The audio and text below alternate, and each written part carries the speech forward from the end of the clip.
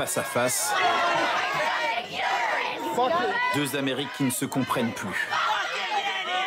Dialogue impossible entre une famille anti-avortement venue célébrer la décision de la Cour suprême et le reste de la foule.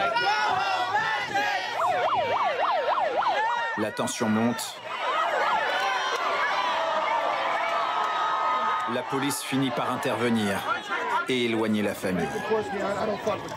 Depuis 3 jours, devant la Cour suprême, les manifestants fustigent une décision d'un autre temps.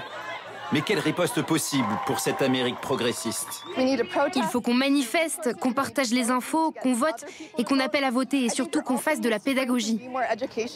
D'un point de vue médical, le ministère de la Santé va s'assurer que la pilule abortive sera accessible sur tout le territoire. Cette clinique de l'Alabama est censée fermer, mais dans les locaux vides, ces médecins nous assurent qu'elle restera ouverte pour accompagner les femmes. Cette clinique ne pourra plus pratiquer l'avortement, mais on continuera à aider les femmes et à leur dire où elles pourront aller pour être prises en charge.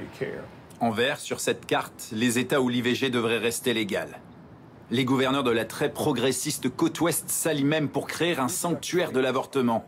Vocabulaire militaire dans un pays quasiment en guerre. La Californie, l'Oregon et l'État de Washington lancent l'offensive de la côte ouest. Nous continuerons à protéger les patientes. Le Missouri a été le premier État à interdire l'avortement vendredi matin. Mais sa plus grande ville, Saint-Louis, démocrate, entend se battre, notamment pour que les femmes qui doivent avorter dans un État voisin ne soient pas criminalisées. Transport, hébergement, repas, frais de garde. Nous venons de passer un texte pour prendre en charge tous ces frais.